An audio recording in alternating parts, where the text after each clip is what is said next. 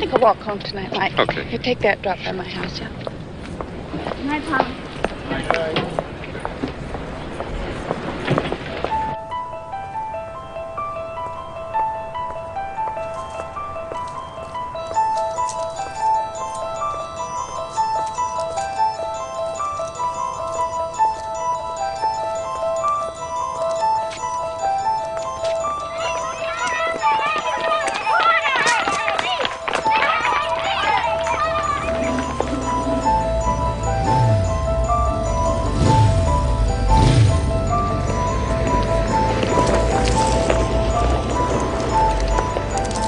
There's not a day in my life that I don't feel like a fraud.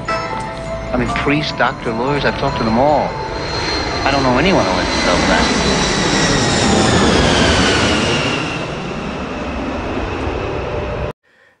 Amigos e amigas, quem se lembra disto? Pois começamos hoje de uma forma totalmente diferente para vos introduzir o disco que vos trago neste episódio para a série Outros Sons ou Outras Sonoridades. Para quem não está a reconhecer ou até nunca viu este filme, chama-se O Exorcista. É um filme de terror brutal dos anos 70. O filme impressionou-me tanto, mas tanto, quando assisti na televisão, que nunca mais consegui visualizar novamente.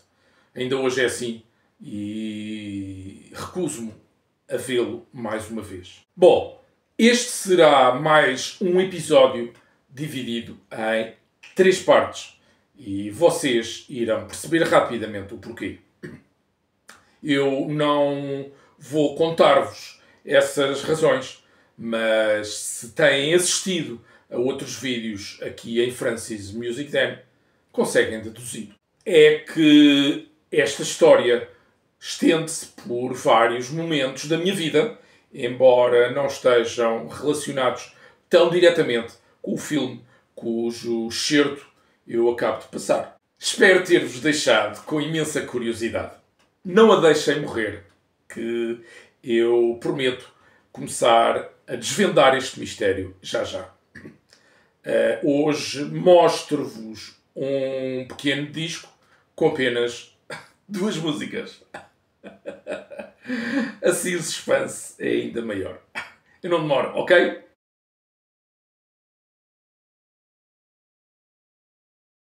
Amigos e amigas, bem-vindos e bem-vindas a Francis Music Den, um canal criado por mim, colecionador de discos, em que conto as histórias e memórias da minha vida como forma de vos mostrar e falar sobre os discos da minha coleção, a qual, enfim, não sendo tão grande quanto isso, já é algo respeitável. O meu objetivo é despertar a paixão por discos e pela audição de música em cada um e cada uma de vocês, partilhando convosco o carinho e respeito para com este hobby. E a minha história com o disco que vos mostro e falo hoje aqui começou exatamente com o filme The Exorcist, que vi na televisão portuguesa quando tinha 13 ou 14 anos. Por esse tempo eu tinha já conhecimento do artista e músico e super compositor, multi-instrumentista também, que gravou o que fui buscar ali àquele móvel, tendo já apresentado 2 outros títulos nas séries, ou na série As Minhas Menções Honrosas. Falamos do quê? E de quem? Pois da grande obra-prima e talvez a mais genial composição de Mike Oldfield, quando era ainda um jovenzinho de 18 ou 19 anos, e o seu caminho se cruzou com o também ainda bastante jovem Richard Branson, que estava nesse tempo a iniciar a sua Virgin Records. Refiro-me, pois, a Tubular Bells. Caramba! Com este discurso, aposto que todos vocês já certamente tinham adivinhado de que obra se tratava. Ei-la aqui.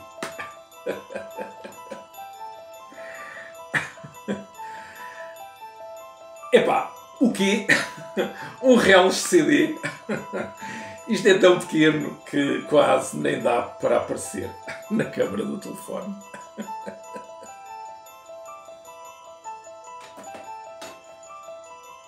E é verdade, quase nem conseguem ver. Um CD é realmente muito menos apelativo do que qualquer disco de vinil. É menos interessante e não tem o mesmo impacto. No entanto, este não é um CD qualquer. E já lá iremos à explicação.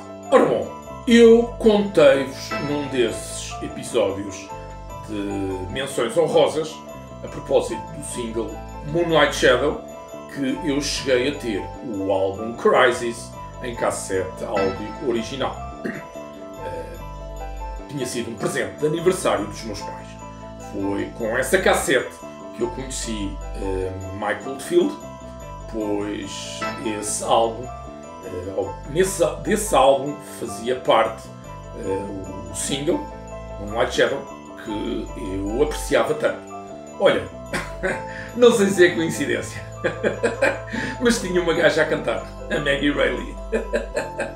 Vê mais uma vez como todas as histórias se encadeiam e fazem sentido.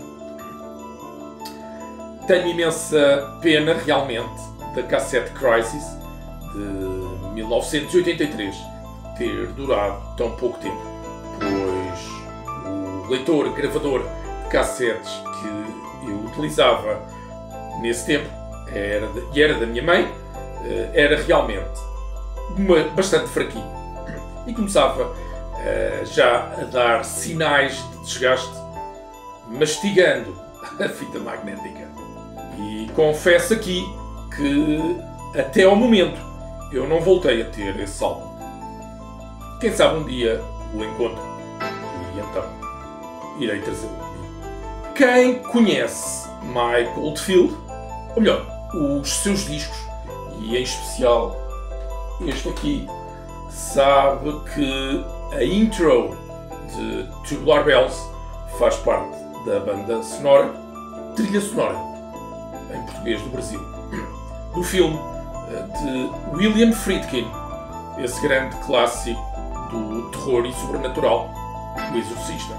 Epá, lembro-me tão bem de ter assistido ao filme com a minha mãe, aqui em casa, uma noite. Fiquei tão impressionado, tão horrorizado, que atualmente recuso-me ver filmes da mesma natureza, com exorcismos e possessões demoníacas. Por isso, e faço aqui um pequeno à parte, nunca vi O Exorcista 2 na sua totalidade. E o terceiro episódio, em que Alice Cooper é o protagonista, assisti em casa de amigos, completamente alcoolizado. Foi a única forma. Tenho ainda o DVD com O Exorcista 4, uma edição especial, mas nunca vi. Depois ficou também marcado na minha memória a tal parte instrumental que então eu ainda desconhecia ter sido composta por Michael Oldfield. Uns bons anos depois, isto já no início da década de 90, eu li o livro O Exorcista, de William Blatty, emprestado por um dos meus melhores amigos, e o qual achei magnífico. Isto embora não me impressionasse tanto como o filme. Os olhos também comem, não é verdade? Foi este grande amigo que me disse que a banda sonora do filme continha Tubular Bells, de Michael Oldfield, e que um outro amigo nosso tinha o disco na sua versão em vinil. Naqueles tempos, eles emprestavam-me os discos para eu gravar, e foi dessa forma que passei a conhecer esse magnífico registro. Ficando a saber, pois, ter sido o primeiro álbum do músico e compositor inglês. Andando um pouco para a frente no tempo, eu descubro na minha vida uma nova paixão que pudesse alimentar o meu sonho de ter e conhecer mais música. A audiofilia, que não é mais do que a obsessão de querer ouvir música nas melhores condições possíveis. E olhem, se colecionar discos é um hobby bem caro, querer ouvir esses discos nas melhores condições de reprodução possíveis é um luxo. Mas eu embarquei nesse luxo, e isto quando comecei a presenciar eventos, feiras e exposições de som e imagem em 1998. Comecei então a perceber o que estava a perder sem conseguir ouvir a música que eu gostava e ia tendo em disco de uma forma que me fosse mais agradável e gratificante. Então a alta fidelidade tornou-se para mim uma outra jornada iniciada em 2001 após a morte do meu pai. Essa jornada é apresentada e descrita na rubrica Caminhos do Áudio, aqui no canal. Pelo que, se quiserem conhecê-la, eu tenho já alguns episódios criados. É algo sério, pelo que não esperem música e nada de grandes piadas. Portanto, a partir de 2001, com essa nova paixão, digamos assim, fui trocando e comprando equipamentos com o objetivo claro de melhorar sempre a minha experiência sonora e musical. E assim, o meu sistema de som principal lá foi evoluindo aos poucos, o que me permitiu tirar o melhor partido dos discos que ia trazendo para a coleção. Ao mesmo tempo, fui igualmente conhecendo música e composições cujas gravações eram superlativas ou até reprensagens exclusivas e remasterizadas de forma absolutamente fantástica. Isto para que o seu som fosse muito mais agradável e pudesse chamar a atenção de uma outra franja de ouvintes e apreciadores de música. Os audiófilos, normalmente com uma maior capacidade financeira e que não têm quaisquer problemas em pagar mais dinheiro por um disco com uma excelente gravação. Acreditem que é um outro mundo e o prazer que desperta em nós, ouvintes e apreciadores de música, é brutal. No entanto, não nos podemos esquecer que se trata de um negócio, certo? Portanto, para justificar este negócio, existem editoras que negociam os direitos de autor das gravações originais para lançar edições melhoradas, ou seja, com melhor qualidade relativamente a esses originais. Como existem algumas condicionantes, talvez limitações, se pudermos assim chamar, nem todos os discos são possíveis de ser editados de forma audiófila. E para que a qualidade do som não seja afetada, sobretudo na forma analógica, ou seja, em vinil, não é? Essas edições são normalmente limitadas a 2 ou 3 mil cópias. É, pois, assim que funcionam os contratos estabelecidos para este tipo de edições. 3 mil cópias não é nada à escala global, não é?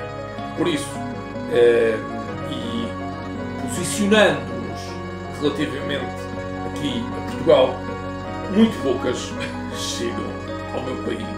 Bom, nos CDs é um pouco diferente, pois não existe perda de qualidade no sinal digital. Afinal de contas, é tudo uma questão de zeros e uns.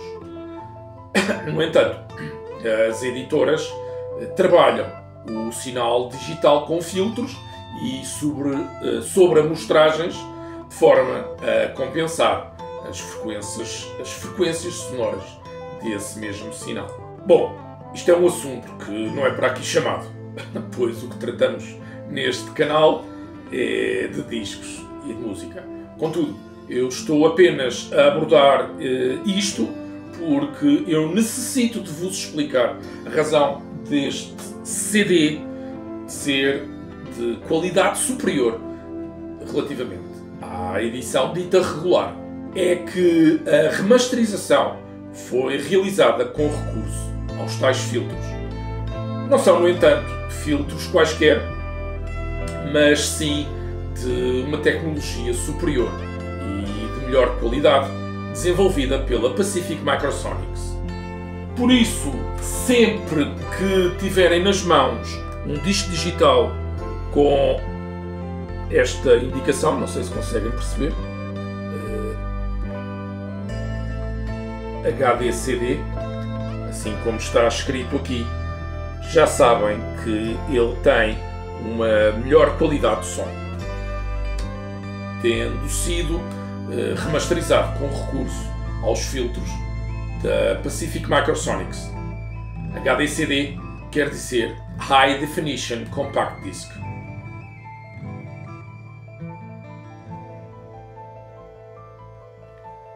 Naturalmente que qualquer player digital consegue ler estes discos, não é? Mas as diferenças são apenas perceptíveis em leitores de alta gama, equipados com chips que permitem ler e interpretar estes mesmos filtros e que possam, portanto, retirar partido das suas características. Como vos digo, alta fidelidade é um negócio e altamente lucrativo. Portanto, quando encontrei este pequeno disco prateado na FNAC, na prateleira identificada por Mike Oldfield, eu já sabia ao que ia e o que queria. O meu player naquela época era um Rega Planet, da série 2000, muito bom, por acaso, muito bom e competente dentro da sua gama de preços. Mas era um leitor de gama média, não conseguindo retirar o melhor partido dos CDs que existiam na minha coleção. No entanto, eu sabia que um dia quereria ter um sistema de alto nível, como tenho agora. Pelo que, então, não liguei ao preço deste disco e trouxe-o na mesma. Por outro lado, percebi também que a discografia aqui do Miguel tinha sido remasterizada e reeditada neste formato de HD/CD, ao ver muitos outros, assim como este, lá na prateleira. E assim tracei o plano de trazer primeiro este Tubular Bells, do qual tinha a gravação feita por mim em cassete, e já não me recordo se não terei trazido também o Tubular Bells 3, do qual já mostrei aqui no canal, na série Menções Honrosas. Eu até criei um thumbnail humorístico, se bem se lembram. Mas Tubular Bells versão Ibiza, lembram-se agora? Não é remasterizado e nem apresenta o selo HD/CD.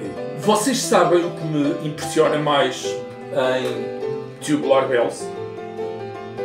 Já agora, pergunto também em que formato têm este disco. Devo dizer que conheço as várias versões, mas a versão regular em vinil não é a sua melhor. Atenção, eu não estou a dizer que seja má, ok? É um disco de 1973, produzido à pressa por um jovem de 19 anos, o próprio Mike, e dois outros indivíduos. Ele foi depois editado na sua versão digital em 1983, está uma porcaria, e teve direito à edição do 25º aniversário em 1998. Este remaster em alta definição é de 2001. Naquele tempo, pouco dava para fazer melhor.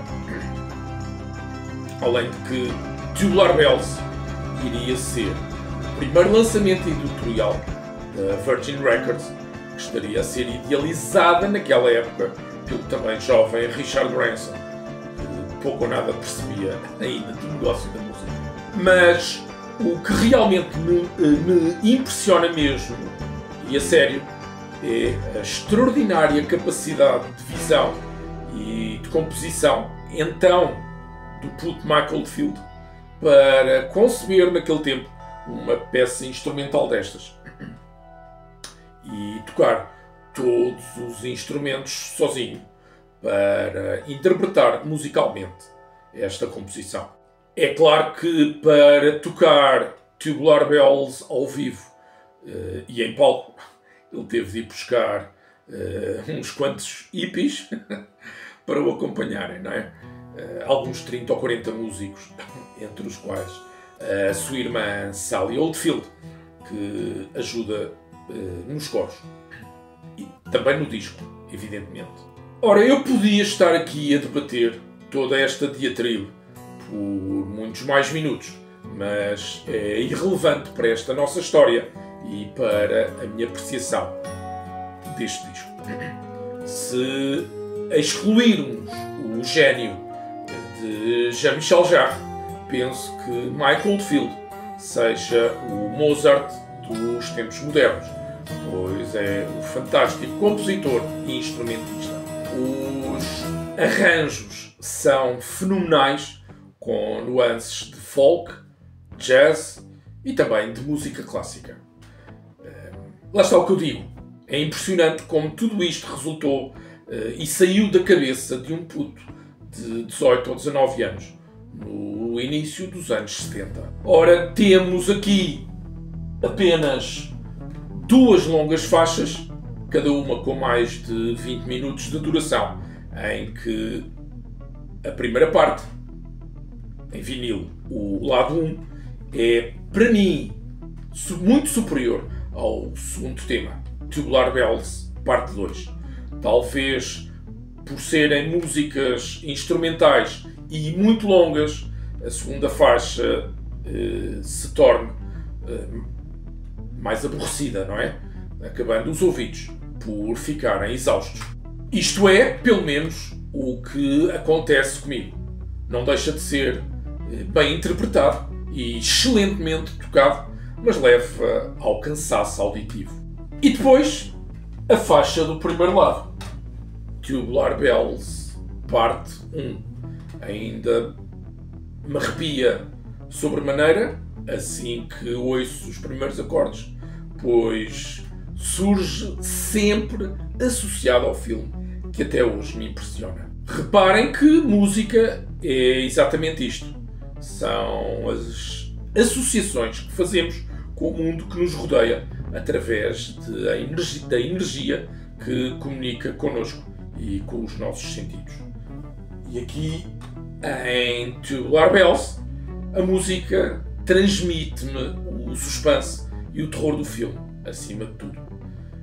Enfim, daquilo que assisti quando vi O Exorcista.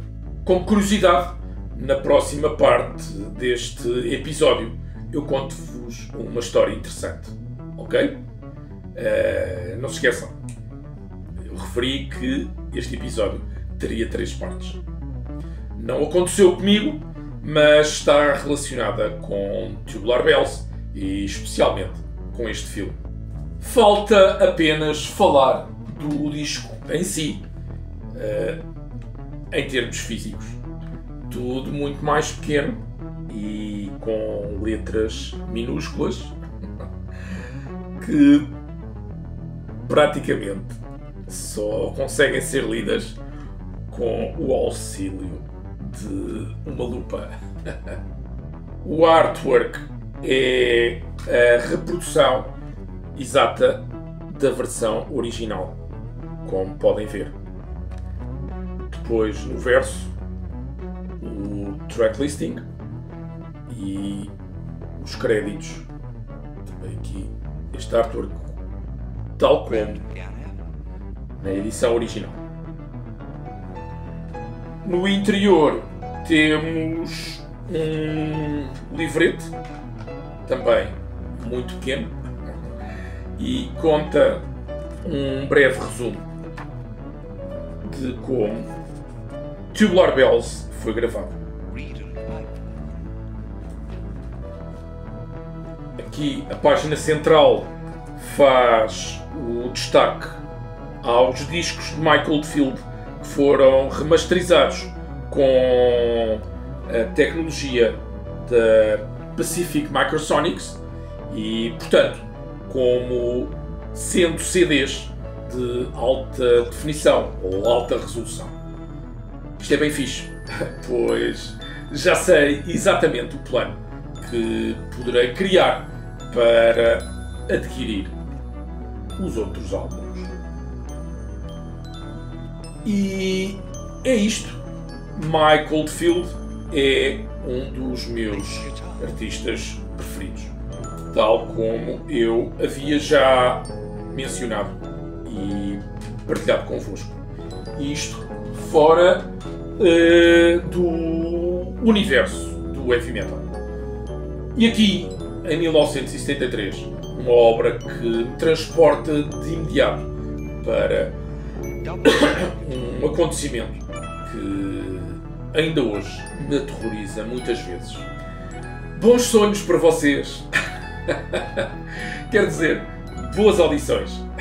Fiquem bem e aqui vos espero para a segunda parte do episódio Tubular Bells. Obrigado por estarem aqui comigo.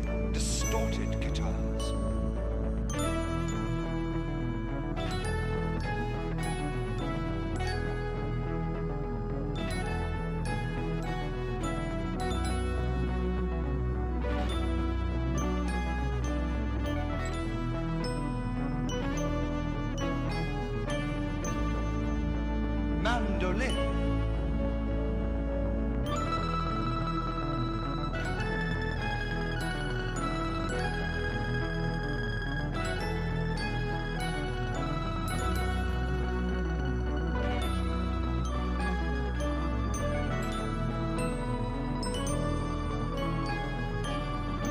Spanish guitar and introducing acoustic guitar.